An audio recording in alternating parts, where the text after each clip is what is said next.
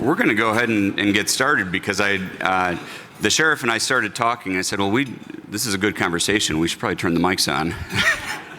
And we hate to interrupt all of your conversations, but we kind of already got started. And I said, well, let's pause, take a minute, and let everybody get situated. I'm Dan Gibbons from City Club, and I just want to first start off by saying welcome.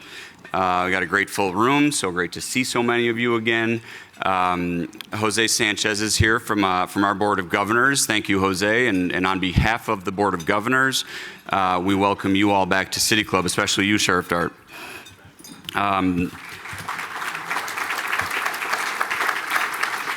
And you know how much we're dedicated to civil discourse and bringing together this incredible group of civic leaders from different sectors, and we couldn't do this without sponsorship. So it's hugely important to City Club that each of these tables and each of these memberships help us share this platform with incredible public servants like the sheriff. So thank you to Loyola University. Thank you to Mid-America Carpenters Regional Council.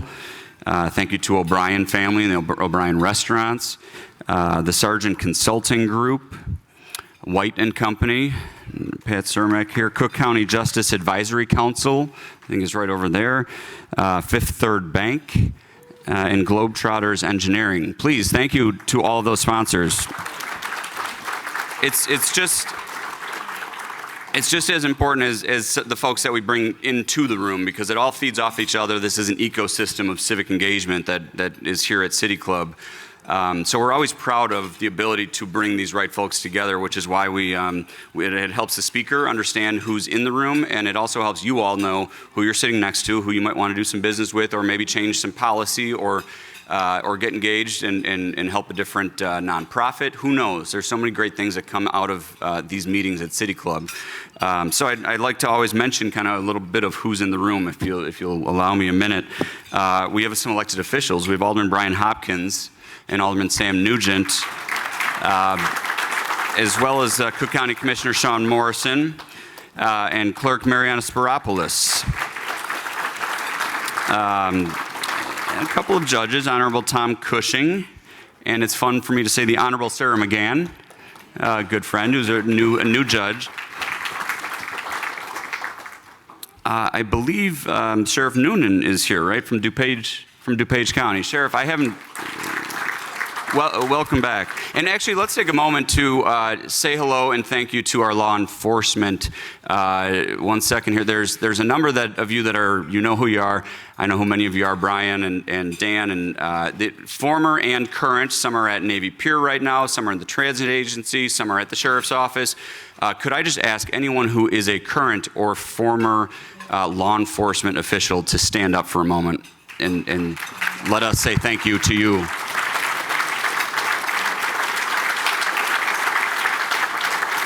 Thank you. On behalf of City Club and the civic community of Chicago, we know all that goes into what you've done, what you're doing, and all of the work that you do to keep this city safe, and it's very, very much appreciated. Thank you for that. Thank you. A few more folks I want to mention. We've got the Inspector General is here, Deb Witzberg. Perry Irmer from the DuSable Museum is here. Jack Lavin from the Chamber of Commerce. Thank you, Jack.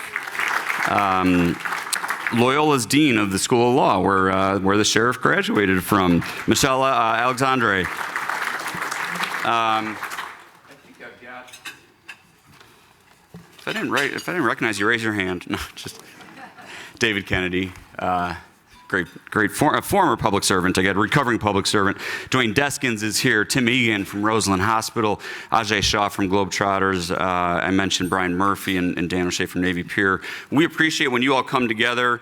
I see Rich Daniels. I mean, it's just an incredible group of people. Kevin Flood. These are the folks that make things happen in Chicago, and it's always great to not only hear what we're going to talk about up on the stage here, but also have these conversations before, hopefully not during, but before and after the conversation. So thank you for being here. It's very meaningful. I'm going to get right into this and sit down with the sheriff. So I'm going to make sure this mic works. That back? How we doing? I should probably turn it on. We're very casual here at City Club. Okay. So this, I mean, the man doesn't need all that much of an introduction because I think he's very well known by everyone in this room. He's been the sheriff since what year is it now? Since 1804. 1804. And as many of you know, before that, he was in the state legislature. He's been a public servant really since I can actually remember. And it's an honor just to have him back at City Club. I was going to say an annual, but I think it's been 2 years since you've been here. Could be, yeah. With quite a bit in those 2 years happening. So no, nothing. It's been really boring in the world. Well, hey, please welcome back Sheriff Tom Dar. We'll get right to it. Thank you. Thanks, Dave. Thanks, Tom. Thanks so much. So we have so many things, and I also encourage you all to think of some questions. I'll try not to dominate the question asking, but I do have a number of things that I'd like to get into and some topics. And then the sheriff is also, knowing what, some of the broad topics, has a few videos that we'll run to it at some point or another. And feel free to interrupt me anytime if we're sort of on a topic that you want to show a specific example of something, because I think those are going to be some neat visuals that really help explain what you're up to, and it's so much. Yes, so, we're busy. Where do we start? I think in the last 2 years, I specifically have seen this, and I think it's really interesting how you've broadened your purview and taken it upon your office and yourself to do some innovative things that aren't necessarily what the job description has set out. What have you been up to, and what is some of the Sounds like my dad. What have you been up to? What have you been doing? Yeah, what have you been up to? Where were you? It's interesting because the sheriff's office, I love it. I've been doing it for a year or two now. I had an amazing predecessor. I started this thing in 2006, and it was in the course of the housing crisis in 2008 that I had reason to really research what the sheriff's office was about. And I found out that the mandate is incredibly broad. The reason I had to find out was at the time I was not evicting people. I was put a moratorium on it. I was being sued, and there was a strong likelihood that I was going to get locked up. And at the time, having 5 young kids, I figured I'd better find out what I am getting into here. And so in looking at the statute's wildly broad. And so for someone like me, it's been sort of a dream job because you're somewhat limited by your creativity. Now, mind you, that doesn't mean I'm going to go wandering off into all sorts of directions. We're clearly a normal person without any agenda would say, Tom, you're really outside where you should be. But within the purview of the office, it allows me to really be creative in approaching problems, many of which have been around forever, some that are new variations of it. And so it's allowed me to approach things differently. And the one thing I just wanted to start off on, because I figured you folks might find this interesting, and particularly because it just occurred down the street like 4 or 5 days ago. We have an amazing police department. I have amazing employees. You've heard about some of them. Unfortunately, like in most big organizations, frequently the only time you hear about employees is when they've done something bad. I have just amazing people that work with me. We do all the patrolling in the police function in a town called Ford Heights, far south suburbs. It's one of the poorest towns in the United States. It's been that way forever. When I was looking at the data one day, because I was curious about some of the numbers, because I'm really a data sort of freak, I was looking at it and I saw all these different traffic stops we were doing. And in addition to traffic stops, I saw that we were writing tickets, giving out a fair share of warnings, don't get me wrong, but we were giving out tickets for people whose cars had headlights out, whose taillights were out, other vehicle-related things. Now you sound like my dad. Always made me check the tail light. Oh yeah, please, absolutely. And I looked at it and I said to myself, this is wildly illogical and close to thoughtless. Here I have one of the poorest towns in the United States. You would imagine the vehicles in that town are going to have lots of different issues, and yet what are we doing to advance our society? We're giving them more of a burden. We're giving them tickets, court dates that are wildly expensive. and that's somehow making things better. No. So I looked around the country, couldn't find anything. So we dreamed up this program where when we were pulling people over for violations because of their vehicle, instead of ticketing them, we would give them a card inviting them to a free event that I would throw 7 or 8 times a year where I would change and fix their lights on their cars for free. I started a non-for-profit years ago. I take the money from that non-for-profit, I buy the light bulbs, people go online, they tell us what type of car they have, so we have the right light bulbs. They show up on the date and time, and they just queue up, and my vehicle people, for that, 4 hours of that day, they're working on their cars. And it's just been tremendous. We've done this, I don't know how many cars we've hit so far, it's almost 1,000. And the response from the folks we interact with have been just what I would hope it'd be. They're just wildly thankful, they're surprised as heck. At first we had a little bit of a problem with attendance because people thought this was one of my scams where I was trying to arrest everyone. And so once we got through that and we got people to understand, no, this is the real deal, people started coming out in large numbers. And we were able to do that then. And the stories, because I'd go to some of them, the stories I'd hear were absolutely amazing. And this one woman, I'll never forget, she was telling me how she's had her car sitting in her driveway for 3 or 4 months. She gave me the bus routes that she had to take to get to work every day. It was torturous just listening to the extent she went to. And yet she couldn't use her car because she knew if she got pulled over for a broken taillight, the ticket was, she gave me the amount, the ticket was gonna be this, the court expenses were gonna be this, but she couldn't afford to fix it. And it's like, this is not what a thoughtful society does. And so we started that. We've had a great deal of success. We continue that and other iterations of it. But we have this one video it was right down the street, and you'll find this sort of funny. How are you doing tonight? Good yourself. I just didn't know the headlight was out. Didn't know. Oh, you know what? I didn't know that the headlight was out. I got a card for you. A card? Yeah. He's got one. Yeah. What for what? Your headlight fixed for free. Really? Oh my God, thank you so much. Yeah. Cool, yeah. And think about that, folks, for a second, too. One of the things that us in law enforcement are talking about all the time is, how is it we can connect with the community, get them to really feel that we're all in this thing together and that we're here to help each other and we're not just here to arrest everyone, take kids up. It's things like this. And you can tell by the response from this woman, but it's been with most of the people we approach. It's that same sense of surprise. It's like, wow, we didn't know you guys did that. And it was like, well, there's nothing that made me not do it. So it's like until someone tells me not to do it, and I'll ignore them anyways, or if I get sued, and I'll somewhat ignore that as well, we'll just continue to go ahead and do that. So it was like, when you're looking at some of the ways that we operate in our office, it's with that notion, it's like, let's try to get some of these intractable problems, try to come up with new ways to go at them. And I find it to be wildly enjoyable, and it's something that's also something, oh, Mr. Cermak is always doing this, honest to God. Oh, God. Oh, yeah. Mark, don't invite him next time. He just threw me off completely. I have no idea where I'm going now. But yeah, so that's really what we're sort of at here. And so we apply basically that same mindset to all these other issues as well. Yeah, you're not just, historically you're locking people up and managing jails and evicting people, right? Yeah, and people, and listen, I think there's a widespread agreement. We can't arrest our way out of these problems. It's insane. There's no scenario where that will ever work. Evictions, yeah, people need to pay the rent and mortgage. I get all that, but there's other ways to do these things where you're actually working with people to try to get them in better places. It doesn't mean just because you're in charge of evictions, you just got to throw people in the street. It's like, no, we can actually go out ahead of time, interact with people, find out what the issues are, and then even though they most likely are going to have to leave that situation, we can help them find housing and things like that. It's like, well, nothing stops us from doing that. So it's really looking at those problems and saying, what would a thoughtful society do? And then see if we can manage to do that. And I've had, and Sean's here, I've had just wild support from the county board on a lot of these things. They've been great. It's never been, the county board says, no. They've been fantastic to work with. Because again, it's out of the purview. It's out of, yeah. I imagine other cities or other counties, other cities looking at what you're doing?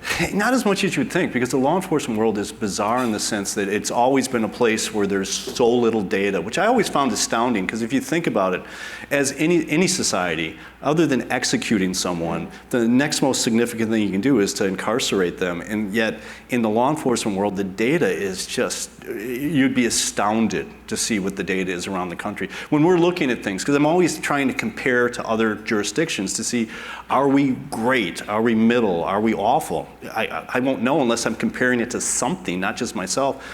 good luck getting this information. It's so hard. And so that's like when some of these other problems have popped up that we've been engaged with. I would so love to do what I did when I was in the legislature, which is go to another jurisdiction, steal their idea, say it was mine, lie through my teeth, and then, I was like, brilliant, this one's great. And it's like, well, Colorado's been doing it for 5 years, but you didn't know that. But there is really no sources like this in the law enforcement world.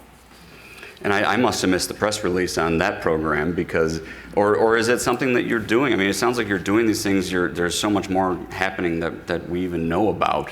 We do, and we send out press releases, and trust me, the media, I have great relationships with most of them, and it's a different world for them now, but in the old days aren't that long ago, like 10, 15 years ago, you used to be able to put press releases out, press conferences, and you get a lot of attention. Now with these damn phones, and people getting all their information off of social media, it's, you're now trying to figure out other platforms to get this stuff out. So a lot of these things we will do press conferences, press releases, but it just gets sort of washed away with the world that we're in now, where people are on their phones listening to just what they want to hear because it's reinforcing whatever their views are, and that we get lost in that sometimes.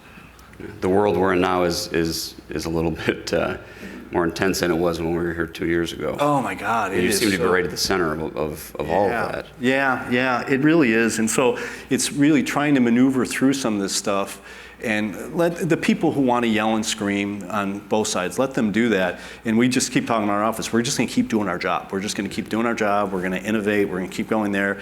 Let them do their things, and that's fine. But we got stuff to do. And it's one of the things that I often tell people. One of the issues that is been probably the number one issue vexing people in law enforcement has been this bizarre type of feeling that when there's a mental health issue at a home, that they need to have doctors, not police there.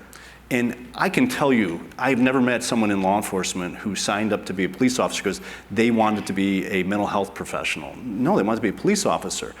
But we have this situation where this has been going on forever and will go on. And the point I was trying to make is that while people are, yelling and screaming about, hey, this, you need to have this, like, you guys do that. In the meantime, though, we came up with something that's really cool, where when we get mental health calls, which is over half of our calls, when we get those, and that's the same for most law enforcement agencies, when we get those, our officers go to the house, because they've been called to go to the house, but they go there with a tablet.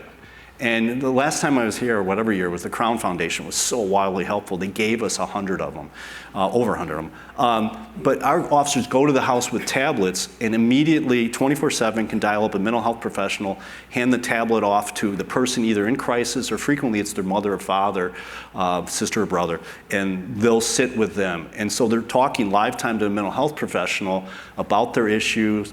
We have, and we're going to show you some video footage in a second, but the point I'm trying to get at is while everyone's sitting there talking about, this and that, and we need to get doctors and nurses there, it's like, please, if you can figure out a conceivable way where fiscally you can do that, I am all ears.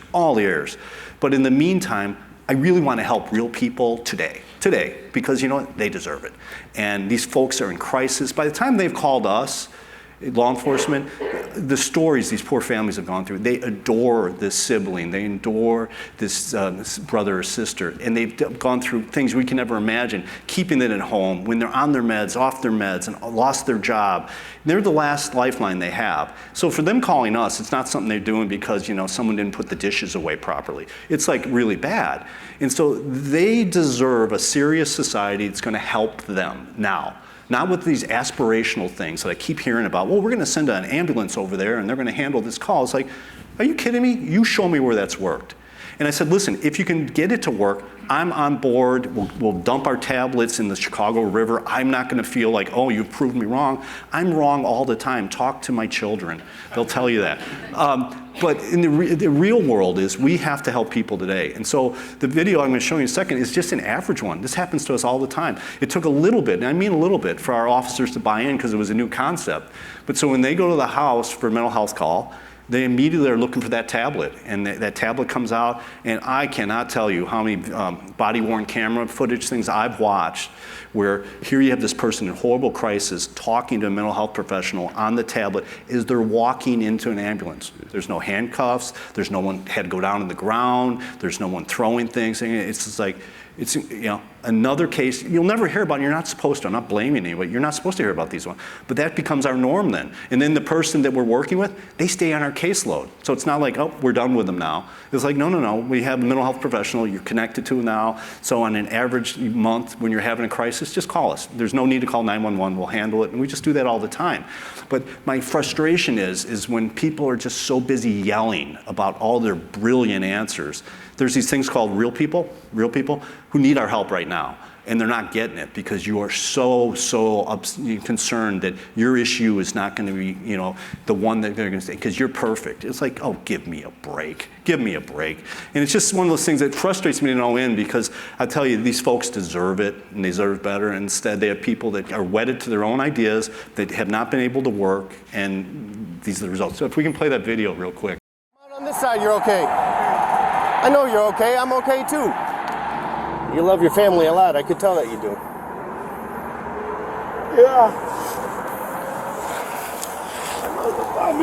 Hey, I feel you, brother. My man, I need you to give me a hug. My man, I need you to give me a hug. I love you. And in this minute right now, this is what matters. Come on. There you go. Just have a seat, man. It's gonna be okay, man. You're all right. You're okay. You're okay, man. And so we have that. We may or may not have this other video. Yeah. I mean, That's a life. That's a family. please. I talked to that officer the next day, and he was so nonchalant about it. I was like, you understand what you did? That's like amazing. And he was like, well, you know, Sheriff, that's what he walked me through the training that we gave him. And I take the training too, but I sometimes wonder what training's sticking or not. He said, no, Sheriff, the de-escalation thing that you have us do, he goes, that stuff is the best. And he goes, that's what I used. And it was like, God, that's great every once in a while. But we also, I don't know if we had a video, we had one where we had someone looking at a tablet. Do we have that one? Okay, we didn't bring that one with us, but we have one that even more clearly just shows you the tablet being utilized in a really chaotic situation that normally would go south in a hurry, that didn't. And so it's one of these things where for like the common thread running through this office is this notion, okay, this problem's not intractable. What can we do to make it better? Not perfect, make it better. From a human perspective, and you're such a data-driven guy. I know that just from For a guy with a flip phone. Is that why you don't text back? No. Correct. How mental health is something we talk about a lot here at City Club. I'm glad you got into that. And it does seem like a lot of the crime in Chicago, in the area, a lot more than usual is related to mental health or how society has treated folks who have mental health issues. Does the data show that? I think I'm getting a little into it a little bit deeper, but is that something? Is that a perception? Is that? No, it's put it this way. There's particularly because we do more work downtown Chicago than we've ever done before, and my folks have been fantastic, and so we sort of see it firsthand. A lot of the crime is directed toward like the businesses.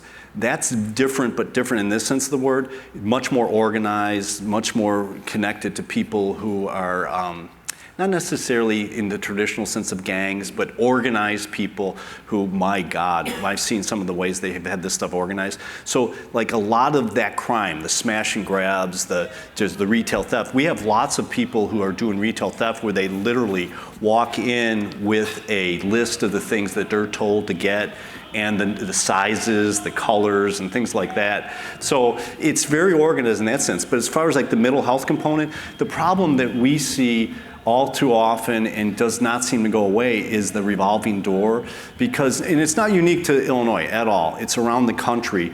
The mental health system is so broken in this sense. The providers truly are not funded the way they should, under anyone's estimation, that's the case. But then the laws are not what you would think they are. The laws still are with this notion that we do not want to in any way infringe upon individual rights of people. And so you have cases constantly where someone is clearly suffering from a mental illness, and yet they are taken into custody because they committed a criminal event, and then they're brought in and they're back out in the street pretty quickly. We have these intervention programs that we set up years ago at the jail.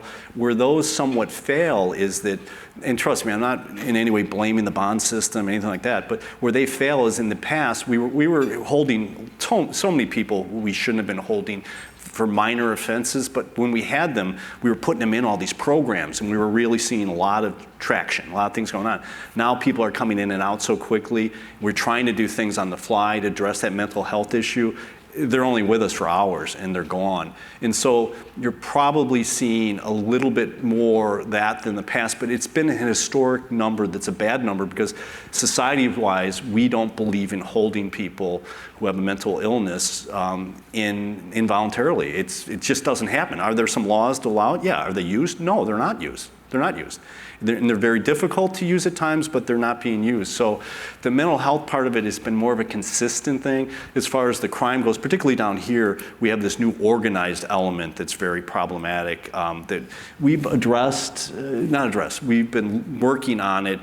And once again, sort of a data-driven way. I have this unit that's down here that's civilian and sworn but not police, and they go from business to business talking to the businesses about what their security issues are. We work with them on that, upping their security issues. But then it was one of these things where, and I think some of it came from the fact I used to be a state's attorney a million years ago. Myself and everybody else back then treated retail theft, it was a joke. You know, it was like, hey, we got all these shootings, we don't have time for this stuff. Now people are getting it, that it is destroying businesses are leaving, and we gotta get serious about it. So with us, we started by going to the businesses, finding out what their issues were, then making sure our policing was directed by data, showing where people are hitting, what time of day they're hitting things, what they're hitting, and then working our way up into some of these organized places. But the other part of it too, which was trying, I met with a lot of the business community, and there was this real need on our part to fess up and say, we have not been operating the way we should, and we owe it to you. And so it was— We as law enforcement in general, not— Yeah, we just weren't appreciating what this was really doing.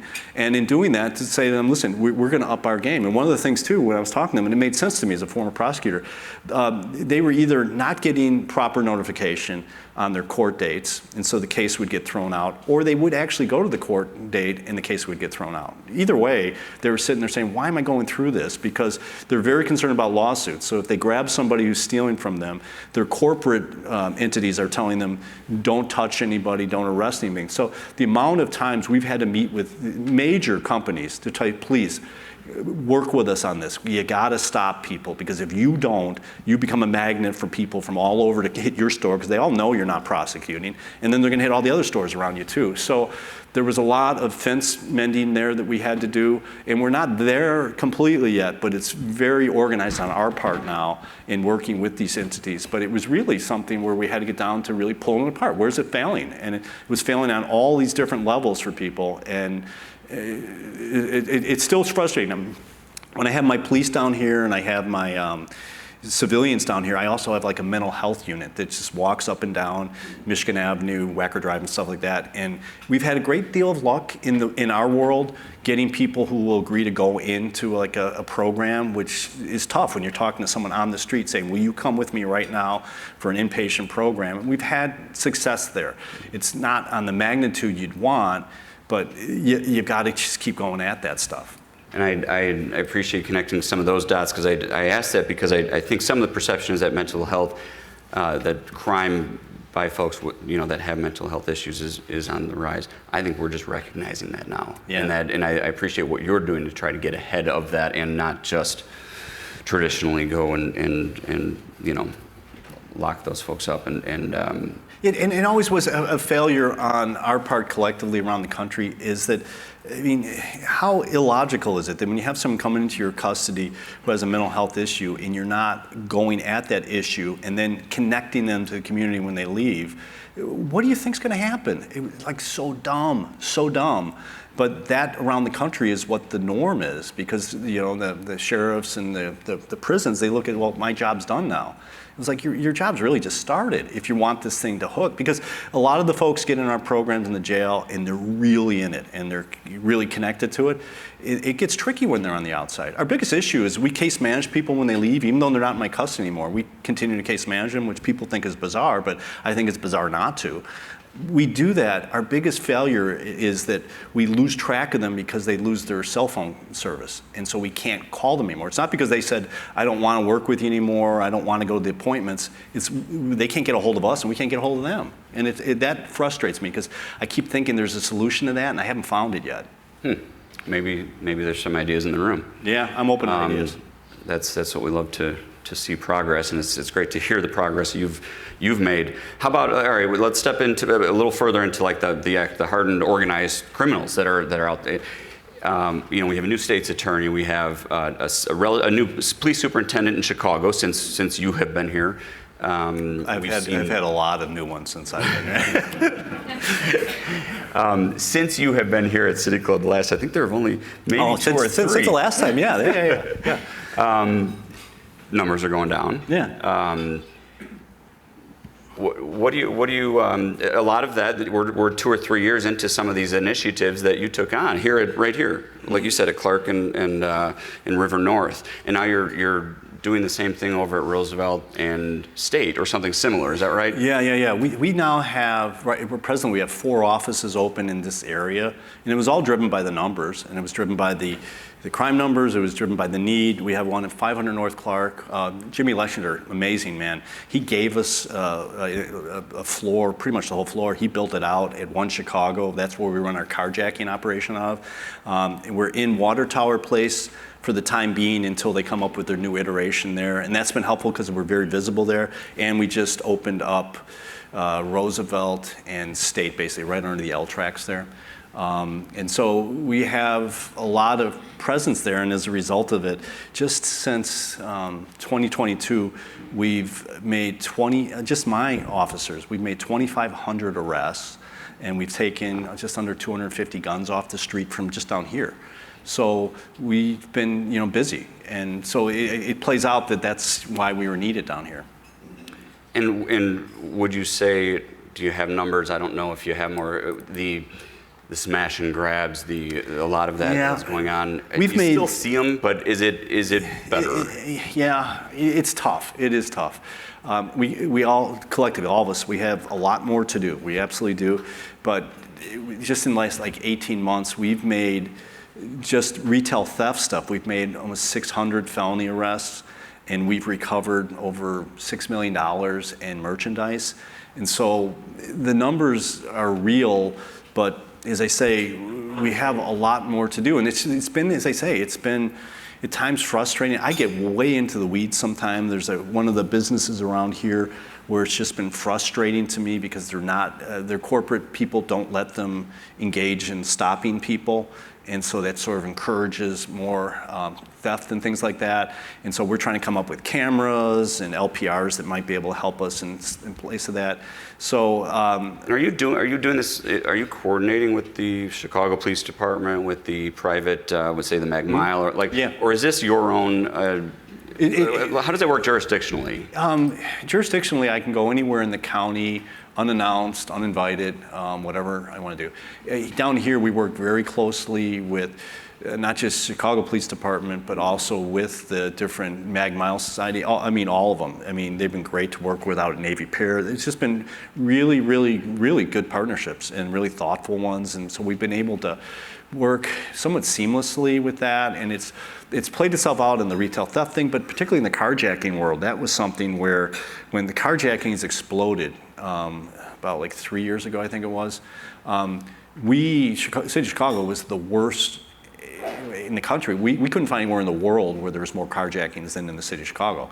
And I often tell people, if you took LA, New York City, and Philadelphia, and added them all together, we were still more than them all. And it was that bad. I remember getting into my car and having something handy, just not knowing if I had the kids, and it was really bad. It was, and we're not out of the woods yet, but collectively, we came together with these other entities. We put together this sort of task force where we became like the central data hub, where we brought all this data together because we knew this was going on, but we needed to find out where it was going on, when it was going on, were there patterns about how things were going, things like that. And so collectively, all of us started really working close together. It was us, Chicago, FBI, state police, a range of people, Homeland Security. We had a range of people coming together, and it was wildly helpful. We've gone from, I think it was 2,100 carjackings down to This might mean there's a video, or oh, there you go. Yeah. So I mean, it's just consistently dropped since we do it, and we took it. And This is the actual the number of carjackings per year. Yeah, and it's one of those things where we brought everyone together. We did this thing where it was with data driven, and it's real. We have this data center over in One Chicago now where everything will flow into there. The biggest problem we were having originally was the manufacturers were not tracing the vehicles, and so I can't tell you how many cases where Chicago or us were standing next to someone who just had a gun put to their head and their car taken, and we're on the phone literally with the manufacturer of that vehicle, and they're saying, well, no, we won't trace the vehicle because that person needs to sign a form. It's like, well, they just had a gun to their head, so it's a little tricky right now. We might not be able to get that. And they didn't care. The vast majority would not track cars. Senator Durbin was great, had me come down to Washington. I testified in front of the Judiciary Committee on the need to change that. With Washington, didn't get a lot done. We then introduced a bill in Springfield to mandate if you are selling cars in the state, you have to track vehicles. Now we get 100% tracking, and that is such a huge part of this. The helicopters, Chicago has 3 new ones, we got one. Did you get one or was it around the convention time, I think? Ours just came in, I think, about a month ago. And it's been wildly active already. We knew it would be. And combining all of these things together, we've driven the numbers down so much. Once again, more work to do, but it's, not like you said, nothing like what it was back then. And that was this combined effort using data, but then going outside the box and going, hey, let's go down to Springfield and really make it very difficult for the manufacturers to say no. And now they're on board, they track the vehicles, and we're doing that. And the helicopters, we're recovering vehicles at an amazing clip now. The amount of time vehicles used to be missing were, oh my God, it was crazy how long they were going. Now we're getting them within hours. And that prevents another crime from being committed, because many of the times they were doing the carjackings, it was so they can use a car that's not attached to them to do a drive-by. Yeah. So it's got... Or a smash and grab. Yeah, all these tentacles attached to it. And so it was really a question of just trying to figure out, outside the box, how can we approach this? Because just flooding the area was going to make no difference whatsoever. So it was, that's really just somewhat the common thread that we do with all this stuff. I don't know if I don't have any video on that one. But we're proud, but as I said, long way to go on being able to. Could we go back to it for a minute to you're talking about how the organized crime? Because again, we have a lot of business owners, we've got folks here that understand, especially in this exact area. You talk about how organized that is, and you're putting numbers to it, millions and millions of dollars. I mean, that's business. Those are real numbers. These aren't just kids from the street. Although sometimes, I don't know. I guess I'm going to ask. Could you walk us through where does it go from a kid on the street? How high up have you been able to figure out where that gets connected, and how organized is it?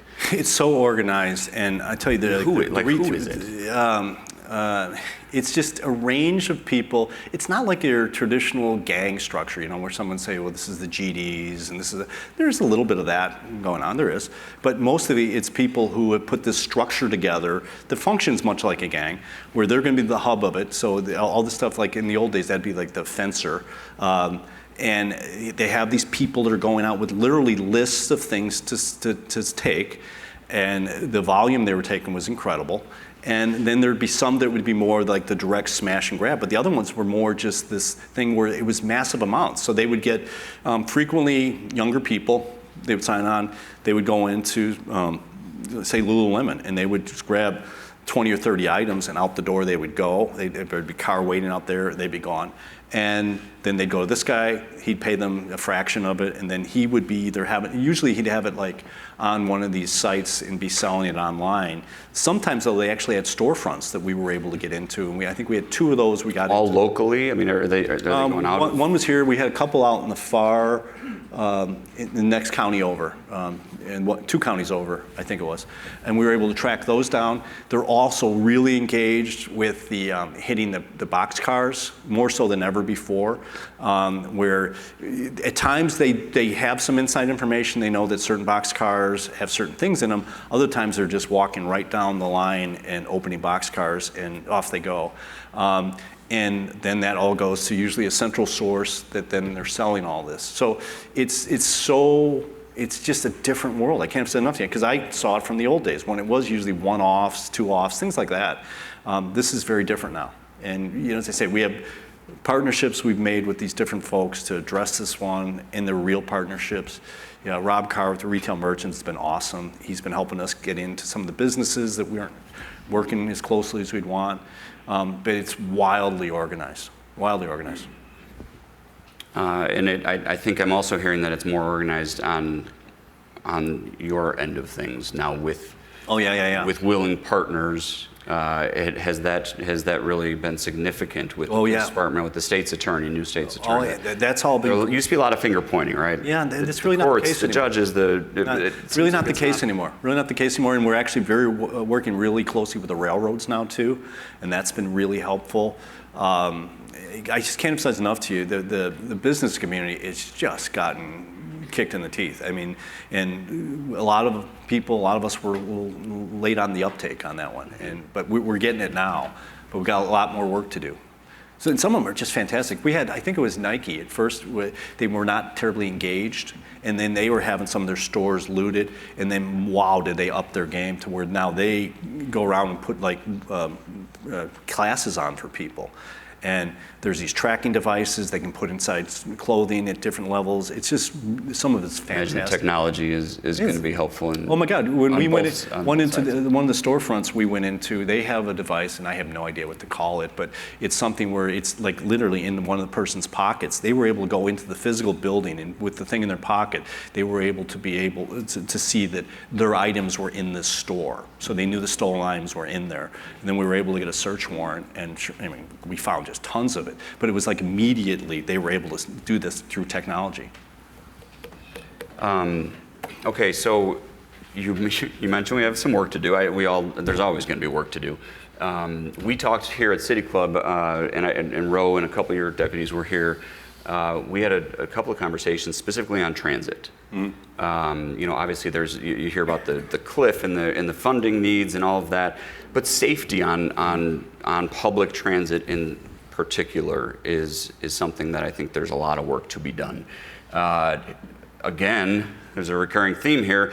Historically, not your job, not my job. Okay, that's somebody else. Yeah. Are you making it your job? I heard. Well, yeah. So the legislature asked, when they were having their discussions in April and May, they reached out to us and asked us if we'd help. Most of my staff thought I was insane. There might be a case to be made at times. But taking on, and what we agreed though was we would help come together with a plan. It wasn't like I was going to take over and I'm going to run all this. No. I neither have the resources or the time to do that. But to put together a thoughtful plan that addressed the different issues you had, because it's a pretty bifurcated system right now, where different entities have their own policing entities, and some talk more to others than others do. And some probably reach outside of Cook County, right? They do, and their resource level is not great in these areas. So it really was quite what we took on the task of bringing together all of the data once again, and then try to see if there's a way to come up with a more coherent plan that makes more sense than having just these separate entities all over, maybe talking, maybe not talking. And so we have the outlines of something together now, and that's what I promised the legislature we'd do. And we're adding a little bit more to it, but it was a learning curve for me because I didn't know anything about this. But it was something where they asked us to do it. We were, we're always busy, but it was like something where they really felt, to your point, that if they were going to fund this transit, they want to make sure that they weren't leaving off something that really hovers around people's decisions to use transit. Do you feel safe or not?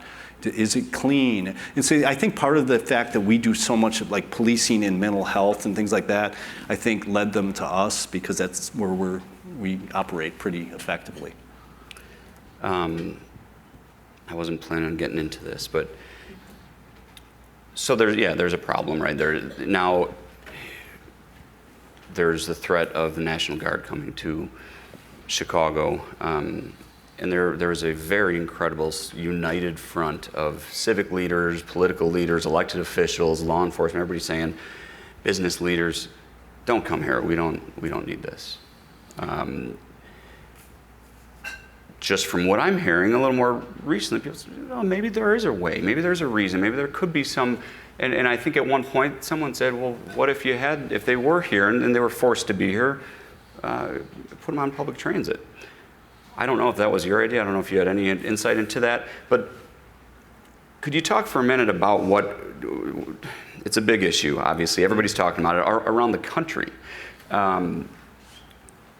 Should we be having the National Guard here? If they're forced on us, what we need is serious people here. Serious people who are sincere. I've been doing this for a while. I love what I'm doing, but I really don't have time for morons. I just don't. And like, if you're serious about crime and those issues, every jurisdiction's unique. As I was just saying, we were different than on carjacking and everything. If you're serious, you'd go to that jurisdiction, bring the leaders together and say, what do you need so we can help here? None of those conversations have ever happened, and they never will. We know that. There's real things that we need help with. I mean, my God, if you could see what our average day is like dealing with the south suburbs right now. We have one police department where we do their third shift and most of their second shift like every day, but it's not like scheduled. It's not planned, so we just get a phone call and say, hey, Tom, can you rearrange your entire strategy for the day and help us here? And we'll do that. They have, I think this police department has, one or maybe two functioning police cars in the entire town. Another town that I have out in the south suburbs, for I think it was a week, I had one of the more bizarre calls I've had in a while, because I get the calls all the time about, can you help us with the third shift, second shift, that stuff. I get that, and it's not easy. But they called and said, can you help us because we don't have any cars? And I was like, okay, so you can't get your guys on the street, you're shifting? He goes, no, we don't have the cars. I go, we'll send you people. He goes, no, you're not listening, Sheriff. We don't have any cars. I go, what do you mean? He goes, you got a pocket full of taillights. Oh yeah, I got the taillights, I got no car. The screwdriver. They had not paid their insurance for a period of time, and so all their cars were gone. They didn't have any physical vehicles. And we saw it play out because we had to basically take over the policing function for a bit. And there was multiple times where our officers said, Sheriff, this was really weird, but we were at a house dealing with a case, whatever it was, domestic case, whatever it might be, and then all of a sudden, here comes two of their officers running down the street, physically running down the street because they have no vehicle. And so we have real needs, and until we have zero murders and zero shootings, we need help. We need help. Until we have zero, we need help. There's no acceptable level of shootings or murders. There's none. Zero is the acceptable level. But there's real things that serious people would do if they want to help. And this isn't tricky. I mean, I literally have a list here that can tell you that I need 3 cars for this department, I need 4 for this, I need radios for this one. We have one where their local holding cell, their jail, is been condemned. It's closed. They can't use it. So, I mean, but none of that, we know, we're never going to get those phone calls. So if you're serious about it and sincere, I am wildly happy to work with you to do the things that will make our community safer. If this is a political stunt, which we know, I'm not interested. I'm really too busy to deal with idiots. It's like, no. We can use help, but you know what the help is we need.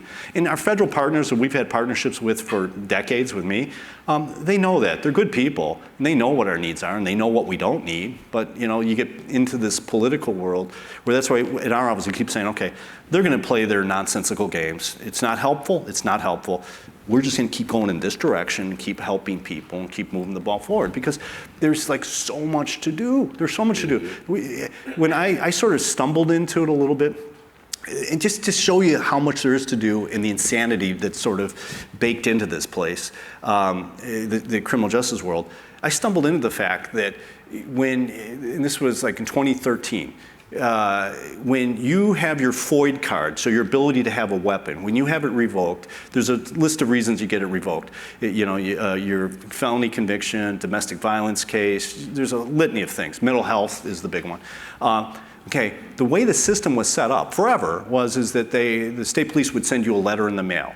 And then if you did not send your FOID card back in, they would send you another letter. And if you didn't send it in, you would get that third letter. And boy, oh boy, you might get that fourth one, that fifth one, and then you're really gonna get trouble. You're gonna get the eighth one and the ninth one's coming. And then it's gonna get really crazy once you're into it. It was insanity. It was insanity, absolute insanity. The postal service going. Yes, and I wasn't concerned as much about the cards. I guess, because that's how you purchase things. But the reality is virtually, not everyone, virtually everyone who had those cards had guns. And so these were people that we know should not have a gun anywhere near them. And yet, we were happy to do it. So I put a unit together back in 2013, and we started going out to the houses in my jurisdiction to get the card back and then to inquire if they had guns and then take the guns away from them. It was shortly after that, and I'm trying to remember what year it was in, where they had that horrible shooting out in Aurora at the Pratt place. That guy had had his FOID card revoked. He had no business being anywhere near a gun. But no one had ever gone to his house. No one had gone to get his guns. And he killed all these people. And so it was like then people woke up that we got to do something about this. And it's like, well, luck would have it. I've had a unit that their sole purpose is they go to the door, they tell people, you got to give us your guns. So we've been doing this for years now, and we have taken, we take about a little under 500 guns a year. We close out about 2,500 cases a year, meaning that we get their cards from them. We make sure there's no guns in the house. I went to Springfield and had the law changed to give us more ability to go in the house if they wouldn't let us in. And we've been doing that. But we're only one of like 20 entities in the entire state of Illinois that's doing this. And so we have this chart that shows you that at the rate we're going now, the rate we're taking it, we're not going down as far as the number of houses and guns that are going to be in people's houses that have no business getting them. We're going up, and there's no end in sight. And so this is one of those things where, clearly everyone should be able to come together and say, listen, someone who has a mental illness, someone who has a felony conviction, we should be dealing with this. And we're not. We're not. In all of my jurisdictions, so like in unincorporated Cook County, Fort Heights, there's no one with a gun or a FOID card. We do that immediately. But because these other entities don't have any resources, once again, if we're serious about crime, the entire towns, they've never gone to the door to get guns. And we know where that person lives. We have the address. And so we've been going into some of those towns, but even with us doing all that and having a dedicated unit, it's time consuming, it can be difficult, and so, and then everyone sits there and, rubs their hands together and says, I wonder how this happened. What do you mean you wonder how it happened? Everyone knew we had a mental illness and no one got the guns away from them. We've had family members come to us and they, thank God you're here. We love her to death, but she wouldn't give up her guns. You guys can take them and we'll take the guns. But it's just been so, we have a video, I think, of like our guys going out and doing. Hello. There's home? Are you? Yes. Hey, we're here about your FOID card. Okay. They got revoked by the state, and I need to collect your card from you. Why? It says here, you got arrested? Yes. Yeah. So just based off of your arrest, they revoked your FOID card. Oh, God. Yeah. Well, actually, it's suspended. So it's suspended until your case is over. As long as you don't take a felony conviction, you can get it back. But for right now, it's suspended. So that would be the other thing. We would hold on to them. We document them all. We'd leave you all the paperwork, and then once you get reinstated, you would pick them up from our headquarters in Maywood. Jeez, Maywood. That's where our headquarters is. Wow. Okay. Okay. I didn't want to. They right on the table. I ain't want to break. No. Is it okay if we stop then? Yeah. Yeah, you sure? Okay. Thank you. Oh. Everything's okay. Do you have a lighting? Okay. What's a good phone number for you? that bell on, please? Thanks. Take care. So those are we're doing those every day. As I said, you look at these numbers in the state of Illinois right now. There's basically 125,000 revoked FOID cards, and 70% of them, 70, have not turned in firearms. There's nothing being done about them.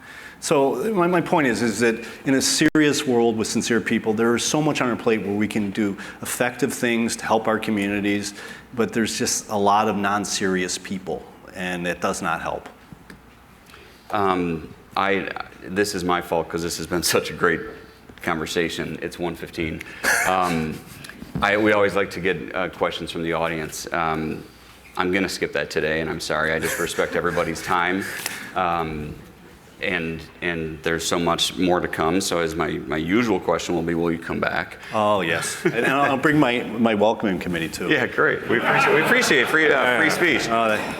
They love me. So let's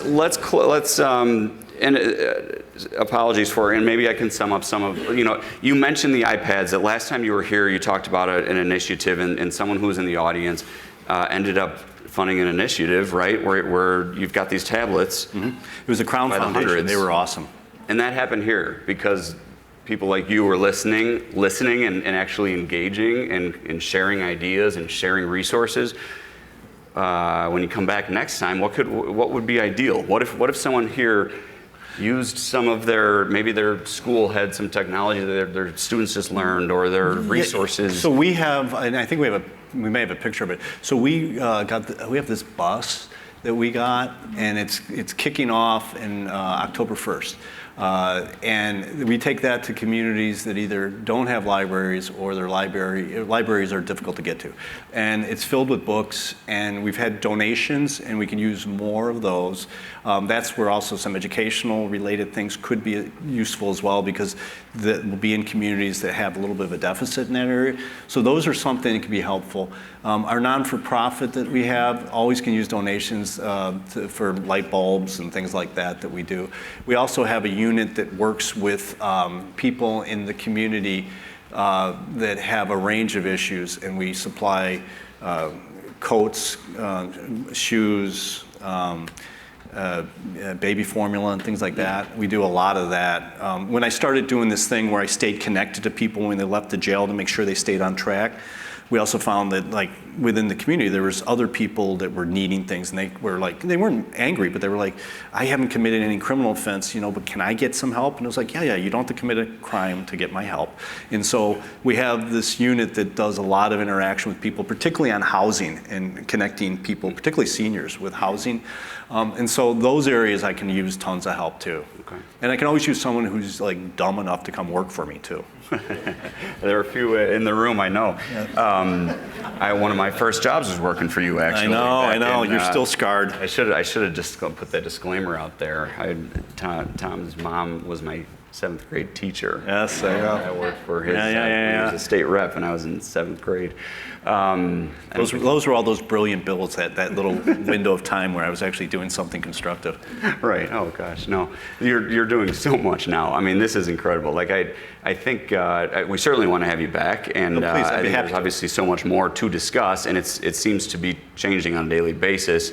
But fortunately for all of us, you seem to be one step ahead of that. We're trying hard, and I love what I'm doing because it lets me be creative. Great.